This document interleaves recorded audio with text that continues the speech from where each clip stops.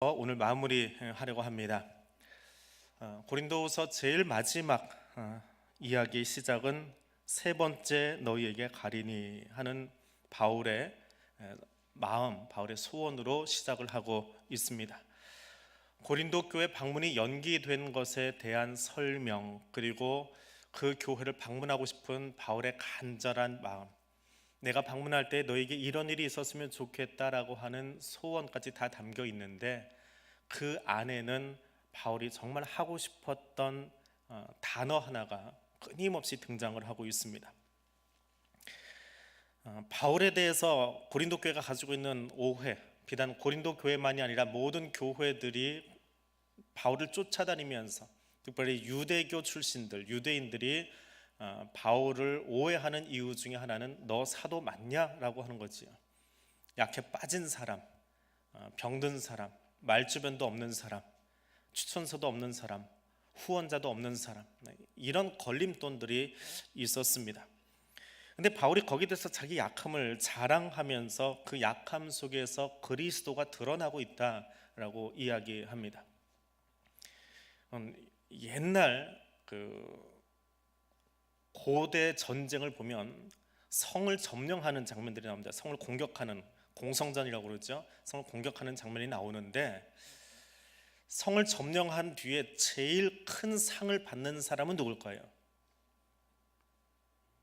성벽 허물어버린 사람, 성문 부순 사람, 올라와서 깃발 꽂은 사람, 제일 먼저 올라간 사람 누굴까요? 성문 부순 사람?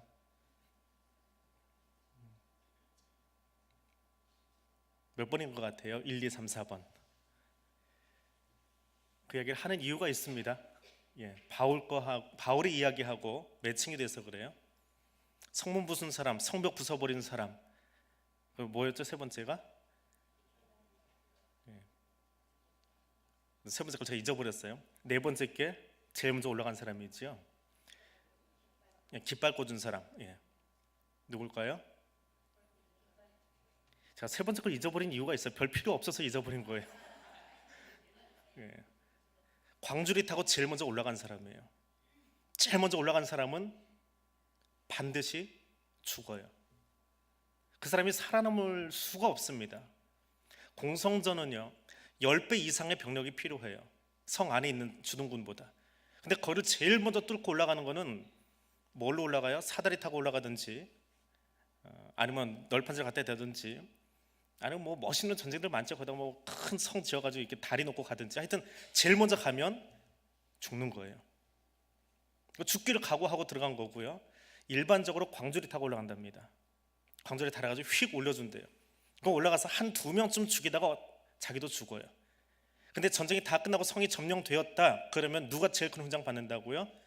광주리 타고 올라가서 제일 먼저 성에 발 디딘 그 사람, 제일 용기 있게 간 사람. 근데 바울은 어떻게 했어요? 광주리 타고 성 밖으로 도망갔어요. 그렇잖아요. 누구는 광주리 타고 올라가서 죽을 각오하고 칼을 휘두르면서 적진을 뚫어내기 시작하는데, 그리고 자기 몸을 바치는데, 이 양반은 자기 살려고 광주리 타고 성 밖으로 도망가 버렸어요. 고대인들 2000년 전의 이야기로 볼 때에 바울은 어떤 사람이요? 겁쟁이도 그런 겁쟁이가 아니라 이런 비겁한 인간이 없는 거예요.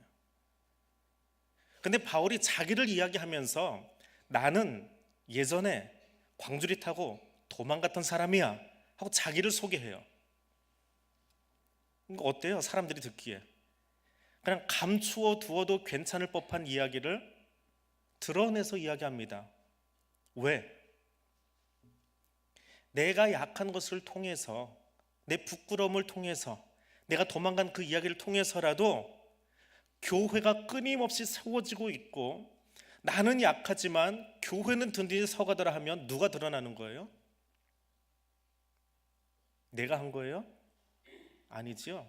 누군가 광주를 타고 올라가서 칼을 휘두르다가 한 2명 죽였어요. 그 다음 사람 들어서 한 3명 죽였어요. 계속 파상공세를 펼치다가 결국엔 누군가서 깃발을 꽂았어요. 누가 먼저 제일 먼저 싸웠냐? 제일 앞에 들어간 사람이요. 그래서 그 사람에게 훈장을 줘요. 그 사람이 이기는 거예요. 죽었지만 그 사람이 의롭고 용장이고 제일 큰 무공훈장을 받는 거예요. 근데 바울은 지질이 못나도 그렇게 못날 수 없어요. 근데 그 못난이가 사역을 했는데 교회가 세워지고 교회가 부흥을 해요. 그럼 누가 일한 거예요? 바울이 한 게 뭐가 있어요? 아무것도 한 거 없어요. 그 지질이 못난 사람은 아무것도 한 게 없어요. 누가 하신 거예요? 하나님이 하신 거예요. 내 약함을 드러내면 드러낼수록 누가 일하시는 것이 보이는 거예요? 하나님의 일하심이 보이는 거예요. 이게 바울의 역설이에요. 내 약함을 자꾸 보여주고 들추어내는 이유, 그것은 내가 한 것이 아니라 하나님이 하셨다. 선교 여행 중에 두드려 맞고 돌팔매질 당하고 죽을 뻔하고 광주로 더 도망가고, 야, 어디 그런 못난 인간이 다 있냐? 근데 그 못난이가 지나간 곳마다 교회가 세워져요. 그 교회들이 지금도 성경 속에 다 남아있잖아요. 에베소 교회, 갈라디아 교회, 고린도 교회, 데살로니가 교회, 어디 하나 바울이 성하게 지나간 곳이 없어요. 그런데 그렇게 다 지나갔는데 거기 교회가 세워지고 하나님이 일하시더라라고 하는 것이 보여지는 거예요. 그러니까 교회에서 누군가 사역을 했는데 그 사람이 보였다. 그럼 하나님이 보이질 않아요. 그 사람만 보여요. 아무개 목사가, 아무개 장로가, 아무개 권사가, 아무개 부장이, 아무개 구역장이, 그럼 하나님이 안 보여요. 그 사람의 뛰어난 모습이 보여요. 근데 참 약한데, 친구도 없어 보이는데 그 사람이 조용히 일하고 나면 거기 뭔가 역사가 나타나요. 그럼 결국 누가 하신 거예요? 저 사람을 보면 아무것도 될 것 같지 않은데 일이 되어져 가요. 그럼 누가 하신 거예요? 하나님이 하셨다고요. 바울이 드러내고 싶은 건 그거예요. 하나님이 하셨습니다. 바울이 교회를 바라봅니다. 교회를 보았더니 교회는 자기가 알고 있는 그 율법을 지키지 않아요. 율법을 지키지 않는데 그 사람들이 메시아의 사람이라고 불립니다. 메시아를 헬라어로 보니까 그리스도의 사람, 그리스도인이라고, 크리스찬이라고 불려요. 그래서 바울의 생각이 바뀝니다. 구원이라고 하는 것은 내가 알고 있는 율법에 의해서가 아니라 하나님의 선물이구나. 내가 무엇을 열심히 해서 구원받는 것이 아니라 하나님이 선물을 주셔서 구원받는 거구나 라고 하는 것을 깨달아요.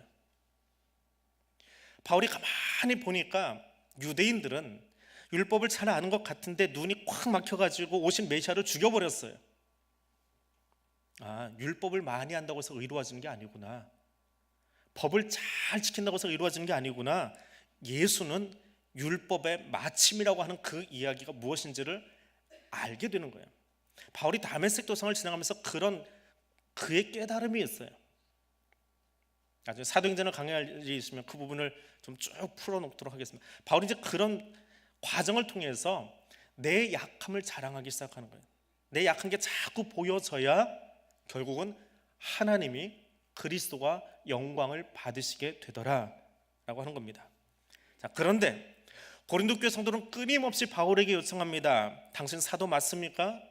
사도로서 인정받으려면 추천서가 필요하고 언변도 뛰어나야 되고 후원자도 있어야 되는데 뭐 그런 저런 게 있어야 되는데 당신 옆에는 아무것도 없어요. 당신 이력서는 참 초라하고 사회적으로 어떤지 모르겠지만 교회 안에 사역자로서 보면, 목사라는 이름으로 보면 후견인도 없어요. 그때 목사들은 다 후견인이 있었어요. 그러니까 돈을 대주는 사람이 있어요. 그리고 언변도 그렇게 뛰어나지 않아요. 아볼로가 얼마나 말 잘하는지 몰라요. 추천서도 없어요. 그러니까 너 사도 맞냐? 라고 이야기하는 겁니다. 근데 바울은 너희가 그렇게 묻는 것은 참 당연한데, 나한테 그걸 물어보는 것, 네가 목사 맞냐? 라고 물어보는 것은 당연한데 기준이 잘못됐다는 거예요. 목사의 기준이 단지 후견인이 있냐, 추천서가 있냐, 말 잘하냐, 이게 목사의 기준이 되는 건 아니라는 거예요. 그럼 목사의 기준, 저는 목사라고 표현하는데 사도의 기준은 대체 뭐냐? 사도가 가지고 있는 기준이 대체 뭐냐? 그걸 지금 설명하고 있는 거예요. 그리스도께서 고린도 교회를 대할 때에, 그리고 나를 대할 때에 약하지 않았냐? 약한 모습으로 대하지 않았냐? 그런데 오히려 그것이 강하게 교회를 세우지 않았더냐? 내 약함이 그리스도를 드러내는 것이다. 내가 말 못하는데도 복음이 전해지고 있는 것. 언변이 좋아서 복음이 전해졌다면 그 사람의 말솜씨 때문에 그런 거지요. 말솜씨 때문에 그런 거예요. 그 사람이 재능이 많아서 변화시켰다? 그럼 그 사람의 달란트지요. 하나님이란 게 아니시죠. 근데 이 사람이 말도 못하고 재능도 별로 없어요. 그런데 그렇게 약하다 보니까 그리스도께서 일하실 영역이 많더라라고 하는 거예요. 내가 능력도 없고 언변도 없고 추천수도 없고 뭐 다 못 가졌지만, 그런데 교회가 세워진 거 보니까 그리스도가 일하지 않더냐. 그리스도께서 약하셨기 때문에 십자가에 못 박혔지만 결국 하나님 능력으로 살아나신 것처럼 나의 약함을 통해서 예수가 보여지기를 원한다. 그리스도의 약함이 무엇이냐? 예수 그리스도의 가장 약한 부분이 뭐예요? 스스로 약해지신 거죠. 하늘 보좌를 포기하고 우리 가운데 오신 것, 그리고 십자가에 죽으신 사건. 강함을 드러내기 위해서 일부러 그러신 건 아니에요. 일부러 약한 척했다라고 하면 그건 영지주의에 빠져버리는 거예요. 일부러 약해지신 게 아니라 실제로 인간의 몸을 입고 오셔서 인간이 되셔서 이 땅에 오시니까 약할 수밖에 없어요. 우리와 똑같은 사람으로, 성령을 가진 사람으로 오시니까. 근데 그 안에서, 인간으로 오신 예수 그리스도 안에서 하나님의 능력이 보이더라라고 하는 거예요. 하나님의 일하심이 보이더라라고 하는 거예요. 그게 십자가 사건이에요. 자, 여기까지 얘기하고, 그것이 내가 사도로서 일하는 진짜 유라고 한다면, 그럼 이제는 너희의 모습을 한번 보여다오. 이게 13장이에요. 너희 모습. 내가 사도됨은 내가 왜 이렇게 약하게 구느냐, 내가 왜 약함을 자랑하느냐, 그리스도를 보여주기 위해서였다. 그리고 그리스도도 약하셨다. 이제는 너희를 한번 보여봐라. 너희가 어떤 사람인가, 너희가 믿음 안에 있는가, 너희 자신을 시험하고 너희 자신을 확증해 보여주어라. 내가 보여준 것처럼 그리스도께서 여러분 안에 계시다는 사실을 여러분은 알고 있습니까? 라고 묻고 있는 대목이에요. 동일하게 여러분에게 물어봅니다. 예수께서 여러분 안에 계신 것, 그리고 지금 여러분 가까이에 계신 것, 그 그리스도께서 여러분을 지탱하고 보호하고 인도하고 계신 것 느끼십니까? 지금 여기 함께 하시는 것을 분명히 믿으십니까? 믿기만 하는 것이 아니라 그것을 지금 경험하고 있습니까? 바울이 정말 강조하고 싶은 이야기예요. 로마서에서 이렇게 기록합니다. 로마서 8장 8절과 9절 말씀입니다. 8장 9절과 10절입니다. 화면에 있는데 우리 같이 한번 읽겠습니다.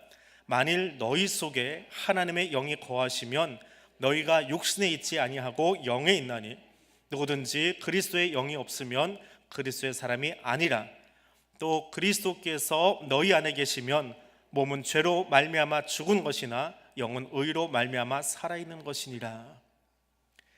여러분 안에 그리스도의 영이 함께 하고 있습니까? 아멘 쉽게 끌어내는 말이 하나 있어요. 믿습니까? 그러면 아멘 하더라고요. 그게 아니고 그냥 직설적으로 묻습니다. 여러분 안에 하나님의 영이 지금 거하고 있습니까? 그리스도의 영이 여러분 안에 있으십니까? 그리스도의 영이 여러분 안에 있기 때문에 그것으로 말미암아 죄 용서 받은 것을 확신합니까? 분명히 죄 용서 받으셨어요? 고린도 교회 성도들에게도 지금 우리에게도 똑같이 묻고 있는 거예요. 바울의 고백입니다. 갈라디아 교인들에게 이렇게 고백합니다. 2장 20절입니다. 똑같이 화면 나올 때 같이 읽습니다. 내가 그리스도와 함께 십자가에 못 박혔나니 그런즉 이제는 내가 사는 것이 아니요 오직 내 안에 그리스도께서 사시는 것이라. 이제 내가 육체 가운데 사는 것은 나를 사랑하사 나를 위하여 자기 자신을 버리신 하나님의 아들을 믿는 믿음 안에서 사는 것이라. 이 본문의 근거에서 여러분에게 다시 한번 묻습니다. 여러분의 과거의 삶은 십자가에 못 박혔습니까? 왜 대답 못 하십니까? 여러분의 과거의 그 못된 습관은 십자가 앞에 다 못 박아 버렸습니까? 옛날에 그 못된 습관은 다 이제 버리신 거예요? 배시시 웃는 건 뭐예요? 그 못된 버릇들, 예수 믿기 전의 모습들, 또 하지 말라고 하는 행동들 다 버렸습니까? 이제 안 하고 있습니까? 사실은 끊임없이 우리 안에서 살아 움직이지요. 왜 이렇게 거머리같이 안 떨어지는지 몰라요. 못된 습관들이요. 미워하고 분노하고 짜증내기도 하고, 하지 말라는 행동 꼭 하고요, 하지 말라는 말투는 꼭 하고 있고요. 왜 이렇게 안 떠나요? 이쯤 되면 떨어질 것 같은데, 예수 믿은 지 몇 년쯤 되면 없어질 것 같은데 계속 말을 들어요. 아니, 저 사람은 집사 돼서도 권사 돼서도 장로 돼서도 목사가 돼서도 저러고 있어. 직분은 다 둘째 치고요. 예수 믿은 지가 벌써 몇 년인데 좀 그건 이제 좀 버렸으면 좋겠는데 아직도 내 옆에 붙어가지고 거머리처럼 이렇게 따라다니는 이유가 대체 뭡니까? 그 힘이 그렇게 강력한가요? 바울의 고백이에요. 그 힘이 약해진 건 아니에요. 그 힘이 강하게 물론 나를 붙잡고 있어요. 나를 끊임없이 유혹하고 있고, 나를 하여금 과거의 삶의 행동을 다시 반복하게 하지만 그 힘으로 살지 말라는 거예요. 그 안에 머물러 있지 말라는 거예요. 그리스도 안에 있으면. 바울이 가장 강조하는 단어예요. 엔 크리스토, 그리스도 안에 있으면. 내가 그리스도 안에 있으면 끊임없이 그 유혹을 받고 그 삶을 살아가고 싶은, 그 행동을 다시 하고 싶은 유혹들이 끊임없이 내 옆에 오지만 그리스도 안에 있기 때문에 모르는 거 아니에요. 떨어뜨리는 거 아니에요. 여전히 여기에 붙어 있어요. 옆구리 옆에 어디선가 붙어가지고 따라다니면서 그 말 하게 하고 그 행동 하게 해요. 그런데 예수가 나를 붙잡는 힘이 더 강하게 끌어가도록 성령의 도우심을 구하고 그렇게 살아간다라고 하는 거예요. 그게 그리스도 안에 있는 거예요. 그리스도 안에 있으면 유혹은 받지만, 계속 미혹하는 세력들이 있지만, 예수관대로 살아가자고 하지만 그걸 떨칠 수 있는 힘이 누구한테서 나오는 거예요? 내게서 나오는 게 아니고요, 내가 하려고 하니까 안 돼요. 그리스도에게서 나오는 거예요. 그래서 고린도교회 성도들이 이야기합니다. 5절 마지막 후반절에요. 예수 그리스도께서 너희 안에 계신 줄을 너희가 스스로 알지 못하느냐? 그렇지 않으면 너희가 버림받은 자니라. 그리스도 안에서, 이것이 바울이 하는 간증의 마지막 완성이에요. 그리스도 안에 있는 것이 믿음이에요. 그리스도 밖에 있으면 죽은 것이고 버림받은 거예요. 그리스도 안에 있는 것이야말로 그리스도인들의 실존이고 현실이고 삶이고 믿음이에요. 근데 나 바울이 고린도 교회 성도를 보니까 너희가 그리스도 안에 있다라고 하는 사실을 내가 믿을 수 있다는 거예요. 이렇게 말하는 이유가 있어요. 왜? 너희에게 제일 처음 복음 전해준 사람이 누구예요? 고린도 교회 제일 처음 복음 전한 사람이 누구예요? 바울이잖아요. 그럼 너희가 그리스도인으로 살아갈 수 있도록 씨앗을 뿌리는 것이 나라고 하는 사실은, 나는 그럼 누구예요? 묘하게 자기 지금 변호하고 있는 거예요. 그럼 내가 사도 맞지 않냐? 딴소리 한 거 아니고, 너희는 내 약함 가지고, 내 후원자 없는 거 가지고, 추천서 없는 거 가지고 시비 걸고 있는데 그게 진리가 아니고, 진리를 보자. 너희가 교회고 너희가 그리스도인 아니냐? 그리스도 안에 살고 있지 않느냐? 그래서 조용서 받지 않았느냐? 근데 그 복음 누가 전해줬어? 약해 빠진 내가 전해준 거잖아. 그럼 그 복음 전하는 나는 사도 맞아, 틀려? 맞아요, 틀려요? 맞다고 얘기를 해야 돼요. 고린도 교회 입장에서는. 그 이야기를 돌려서 이렇게 지금 하고 있는 거예요. 너희가 그리스도 안에 있는 것이 맞다면 나는 너희에게 복음 전한 사도야. 더 시비 걸지 마. 도장 찍고 있는 거예요 지금. 그러면서 자기의 소망을 하나 밝히고 있습니다. 7절 말씀 같이 한번 읽어보겠습니다. 우리가 하나님께서 너희로 악을 조금도 행하지 않게 하시기를 구하노니 이는 우리가 옳은 자임을 나타내고자 함이 아니라 오직 우리는 버림받은 자 같을지라도 너희는 선을 행하게 하고자 함이라. 나 약한 거 맞아. 계속 얘기했지만 나 약한 사람 맞아. 그래서 약해서 실수도 할 수 있고 넘어질 수도 있고, 혹은 우리는 버림받을 수 있을지도 몰라. 그런데 나의 소원, 나와 함께 동역하면서 고린도 교회 가서 지금 복음을 전하고 있는 이 사도의 그룹, 바울과 함께 달려가고 있는 디도라든지 혹은 바울이라든지 나중에 보냈던 디모데라든지, 이 사람들의 마음은 뭐냐? 우리는 잘못될지라도 고린도 교회는 도덕적으로나 영적으로나 바르게 회복되었으면 좋겠어. 우리는 넘어질지라도. 그러니까 나를 드러내는 것이 아니라 바울의 평생의 관심은 교회 하나 있는 거예요. 교회가 바로 섰으면 좋겠어. 너희가 나를 잊어버려도 괜찮고, 나를 계속 못난이 취급해도 괜찮고, 울보 삼총사 중에 하나로 여겨도 괜찮아. 그리고 그걸 인정해달라고 하는 것은 나를 인정해달라고 하는 것이 아니라 너희 안에 뿌려진 그리스도의 복음이 야 진짜였구나, 그것만 보여지면 되는 거야. 고린도 교회가 강하면 나는 그것으로 기뻐해. 난 그것으로 끝이야. 더 바라는 건 없어. 여러분이 완전하게 되는 것, 9절 말씀이지요.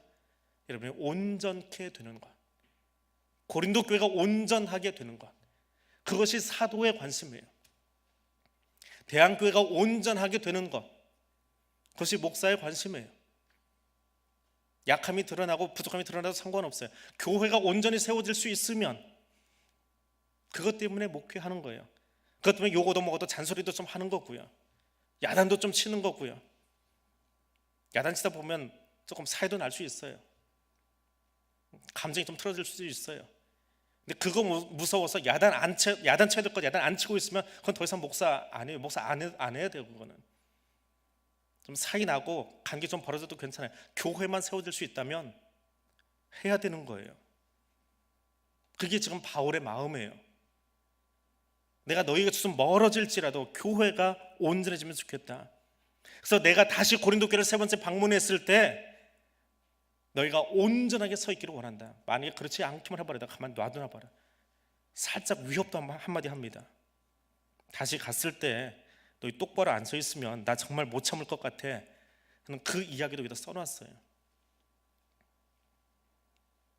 이게 고린도 후서의 진짜 내용이에요. 근데 이 이야기를 쓰면서 고린도 교회가 정말 온전하게 서기를 원해. 여러 가지 이야기를 고린도 전서부터 시작해가지고 쭉 써왔잖아요. 근데 그 이야기의 진짜 중심이 무엇이냐, 이게 이제 10절에서 뒤에 나오는 말씀입니다. 11절 말씀 보겠습니다. 같이 한번 읽겠습니다. 마지막으로 말하노니 형제들아 기뻐하라. 온전하게 되며 위로를 받으며 마음을 같이하며 평안할지어다. 또 사랑과 평강의 하나님이 너희와 함께 계시리라. 거룩하게 입맞춤으로 서로 문안하라. 우리말로는 기뻐하라 라고 되어 있습니다.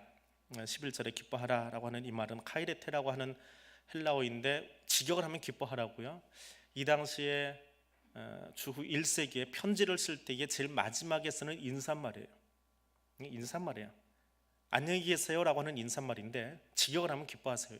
근데 편지 끝납니다 라고 하는 거예요. 편지를 끝내고 있습니다. 그러면서 자기 손을 쭉 단어 그냥 쭉쭉 적으면서 이야기하고 있어요. 온전하게 되기를 힘쓰십시오. 서로 격려하십시오. 자꾸 남의 것 긁어내리고 잡아내리고 하지 말고 마음을 같이 하고 화평하게 지내십시오. 사랑과 평강의 하나님이 여러분과 함께 계시기를 원합니다.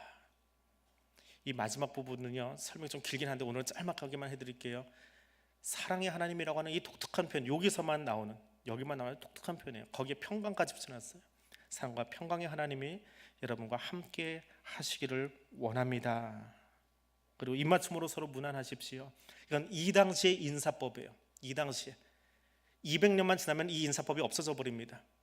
200년 뒤에 교부들이 편지를 쓸 때는 입맞춤의 인사가 없어졌어요. 이 당시에는 입맞추면서 인사하는 것이 그냥 관리였어요. 하나의 인사법이었어요. 그러니까 여기 써 있다고 지금도 아무한테나 쫓아서 입맞추고 인사하지 마세요. 성추행범 되니까. 이건 2000년 전 교회의 한 인사의 방식이었어요. 자, 그리고 나서 우리가 아주 잘 아는 구절이 하나 등장합니다. 13절입니다. 같이 한번 읽어보겠습니다. 주 예수 그리스도의 은혜와 하나님의 사랑과 성령의 교통하심이 너희 무리와 함께 있을지어다. 유명한 성경 구절이지요. 주일마다 한 번씩 듣지요. 근데 굉장히 복잡한 문장이에요. 너무 자주 듣다 보니까 그러려니 하고 듣고 예배 마치는 경구처럼 들리는데 저 안에 나오는 단어들 하나하나씩 잠깐 보고 마치겠습니다. 바울에게 있어서 은혜라고 하는 것, 예수 그리스도께서 주신 은혜라고 하는 것은 하나님이 주신 선물이에요. 그리고 그 은혜라고 하는 것은 하나님이 나를 얼마나 사랑하신지 구체적으로 보이는 현상이고 삶이에요. 그리고 그 은혜의 정점은 그리스도께서, 예수께서 우리 가운데 인간으로 오셨다라고 하는 거예요. 그것이 은혜예요. 저 위에 있지 않고 우리 가운데 오셨어요. 그게 은혜예요. 근데 왜 그리스도께서 우리 가운데 오셨느냐? 그 근거가 있어요. 바로 뒤에 나오는 경고가 뭐죠? 하나님의 사랑 때문이에요. 근데 저 하나님의 사랑이라고 하는 표현은 1세기의 교회뿐만이 아니라 1세기의 사람들에게 있어서 하나님이 사랑하기 때문에 예수를 이 땅에 인간으로 보내셨다. 예수를 이 땅에 보내신 이유는 하나님의 사랑 때문이에요. 하나님이 우리를 사랑하셨습니다라고 하는 이 표현은 2000년 전의 사고방식 속에서는 핵폭탄이 터진 것 같은 그런 느낌이에요. 왜 그럴까요? 하도 들어서 이게 별로 식상해서 느낌이 없어요. 근데 1세기로 가보겠습니다. 왜 이 사랑이라고 하는 단어가 폭탄이냐? 강복선언의 중간에 나오긴 하지만 하나님의 사랑, 신이라고 하는 존재는 하나님이 아니고요. 신이라고 하는 존재에게서는 사랑이라고 하는 단어를 찾을 수가 없습니다. 2000년 전의 사회 속에서 신은 인간을 사랑하지 않아요. 괴롭혀요. 끊임없이 괴롭히는 존재예요. 끊임없이 칭얼거리는 존재예요. 얼마나 칭얼거리는지 몰라요. 근데 그 칭얼거리는 신을 달래주지 않으면 우리가 귀찮아요. 인간이 사는 것 자체가 귀찮아요. 그래서 신을 잘 달래줘야 돼요. 그리고 신은 참 변덕스러워요. 어제는 여기 간질간질 해주면 좋아했는데 오늘 또 가서 여기 해주면 거기 말고 이번엔 여기가 가려워. 그리고 다른 데 긁어달라고 하는 게 신이라고 하는 존재예요. 그래서 그 신을 잘 달래기 위해서 인간이 하는 일이 무엇이냐? 제물 바치는 거예요. 올림푸스 신전에다가 왜 열심히 그렇게 제물을 갖다 올려놓느냐? 제우스가 이 음식 먹고 변덕 부리지 말고 우리를 좀 잘 보살펴 주세요 라고 하는 거예요. 왜 바다에 나가기 전에 용왕에게 그 숱한 제물을 바치느냐? 용왕이 기분 나빠가지고 배를 뒤집지 않도록 하기 위해서 제물 바치는 거예요. 제물 안 바치면 뒤집어 엎어버려요. 그래서 심청이도 바닷속에다 던져버리는 거예요. 왜? 우리 다 살아남기 위해서 여자아이 하나 좀 바다에다 던져도 돼요. 그렇게 신을 달래면 돼요. 그게 신관이에요. 신을 진정시켜야 우리가 편안해요. 그런데 하나님을 이야기하는데 하나님은 어떤 분이요? 하나님의 사랑을 이야기해요. 이건 말도 안 되는 거예요. 우리가 신을 달래야 되는데 신이 변덕을 부리지 않도록 잘 달래가지고 그게 우리가 살아가는 방법이에요.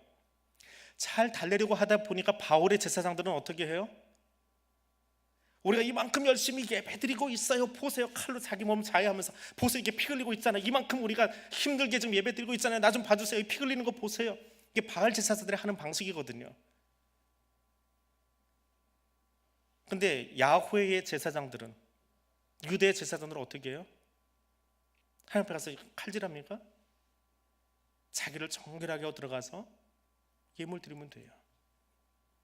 인신제사 받지 않고 어머니 양 머리에다가 손 얹고 기도하고 얘가 우리 집에 다 짊어지고 합니다. 보내버리면 그만이에요. 자기는 가만히 서 있으면서 내년에 또 양을 들고 올지언정. 그럼 그것만 보고도 하나님이 죄를 용서해 주신다고요. 용서하려고 그 방법을 다 만들어내 주신 분이에요. 그걸로 하다 안 되니까 하나님이 취하신 방법, 어떤 방법이요? 예수를 보내주셨어요. 예수를 이 땅에 보내신 그 근거가 뭐예요? 하나님이 사랑하시기 때문에. 하나님 사랑하시기 때문에. 신이 인간을 사랑한다는 게 말이 되냐고요. 1세기는 말도 안 되는 사건이야. 우리에게는, 예수 믿는 우리에게는 너무 당연해서 그것이 뭐 그까짓 거라고 하지만, 설명을 드려도 여러분 가슴속에 얼마나 와 닿는지 모르겠지만 2000년 전 사람들에게 하나님의 사랑, 신이 우리를 사랑해, 그리고 사랑하기 때문에 자기 아들을 하나님이 직접 인간이 되셔서 우리 가운데 오셨어? 그럼 말도 안 되는 폭탄 같은 선언이 어디 있어? 그런데 기독교는 그걸 믿는 거예요. 그러니 그 사랑을 우리가 감당할 수 있습니까? 끊임없이 신을 달래면서 살아가던 존재들이 어느 날 교회 나와서 예수를 믿고 나니까 기독교의 신은 여호와 하나님은 우리를 사랑하신대요.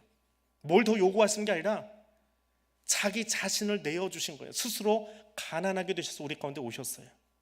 그것을 뭐라고 표현한다고요? 벌써 까먹었습니까? 사랑 바로 앞에 있는 단어가 뭐예요? 은혜예요. 그게 은혜라고요. 그 은혜를 감당할 수 있어요? 감당할 수 없어요. 말도 안 되는 사건이에요. 어떻게 신이 우리를 사랑해서 우리를 용서하려고, 죄인이 나를 용서하려고, 이미 죽어버린 인간들을 용서하려고, 죄로 말해서 죽어버려서 사형 선고받고 죽었어요.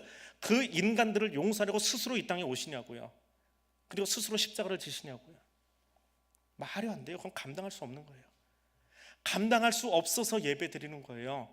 감당할 수 없기 때문에 내가 최고의 예물을 드리는 거예요. 예물을 드리면 용서받는 것이 아니라 감당할 수 없는 은혜를 경험하고 살기 때문에 그 은혜에 대한 감사로 내가 고백해서 드리는 것이 예물이에요.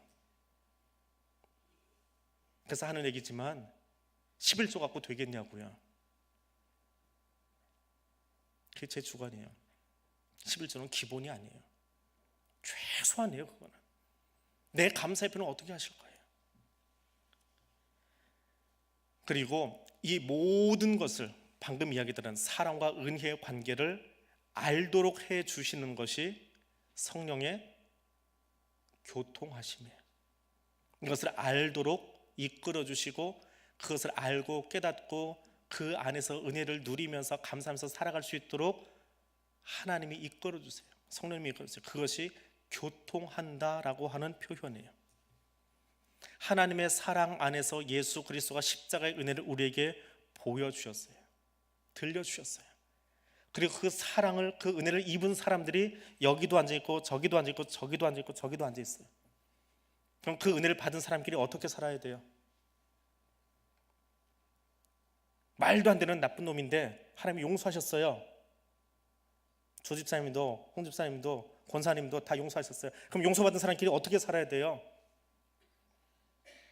서로 교회 안에서 서로 사랑하고 교제하고 연합하고 협력하고 일으켜 세우고 그 삶을 살아갈 수 있도록 돕는 분이 누구라고요? 성령님이에요. 우리 안에서 그것을 깨닫게 해주시는 거예요. 아, 내가 용서받은 사람이지. 감당할 수 없는 그분의 은혜로, 십자가로 나도 용서받았지. 근데 저 보니까 저 사람도 똑같아. 나와 똑같이 용서받은 사람이에요. 같이 마음을 나눌 수 있는 사람이에요. 그 은혜가 무엇인지 아는 사람이에요. 은혜가 뭔지 모르는 사람하고는 얘기가 안 되지만 은혜를 아는 사람끼리는 만나서 그 이야기만 해도 행복한 거예요. 그 사람이 무슨 잘못했는지 그거 막 뒤척여가지고 이렇게 끌어내는 게 아니라 용서받은 기쁨이 뭔지 물어보고 용서받은 기쁨을 같이 나누고 찬송하고 그 다음에 서로 같이 나가서 간증하고 전도하고 그걸 할 수 있도록 도와주시는 분. 그래서 교회, 믿음의 공동체가 함께 동반자로서 관계를 가지고 서로의 연약함은 덮어주고 서로의 은혜는 공유하고 그러면서 교회를 세워가도록 하는 것이 하나님이 지금 하고 계시는 일이에요. 그래서 바르트는 저 어려운 문장을 이렇게 번역을 했습니다. 하나님의 사랑이 활동하고 성령의 연합이 나타나고 전해지는 예수 그리스도의 은혜가 여러분 모두와 함께 있기를 빕니다. 정말 바울이 하고 싶었던 단어가 뭐냐라고 하는 거예요. 뭐라고요? 은혜예요. 은혜. 오늘 시작하면서도 얘기했지만 바울이 자꾸 자기 약함 자랑하면서 뭘 보여주고 싶었다고요? 하나님의 은혜를 보여주고 싶었던 거예요. 너희들이 뭘로 시비 걸어도 괜찮아. 시비 걸어 괜찮아. 그래서 내가 넘어지고 안 보여도 괜찮아. 하나님의 은혜만 보여줄 수 있으면 그 은혜가 여러분 모두에게 있기를 원합니다. 그 은혜는 뭐라고요? 하나님의 사랑하고 있다라고 하는 것을 보여주는 거예요. 성령 안에서 연합한다라고 하는 것이 들려지는 거예요. 그것이 은혜예요. 그 은혜가 여러분의 교회, 고린도 교회 안에 그리고 오늘 예배를 마치고 나아가는 여러분 안에도 동일하게 있기를 원합니다. 사도성 가지고 헌금 가지고 쓸데없는 얘기 가지고 서로 긁어내리고 시기하고 시비하고 넘어뜨리고 공동체를 세우려는 건지 망가뜨리는 건지 모르게 그렇게 찌그락찌그락하는 고린도 교회가 아니라, 오늘 우리 교회가 아니라 은혜를 아는 사람, 은혜를 경험한 사람만이 온전한 그리스도인이 될 수 있기에 은혜의 절정인 십자가 사랑을 가슴에 담고 그것을 함께 나누면서 온전한 하나님의 교회를 세워갈 수 있는 사람이 되시기를 바랍니다.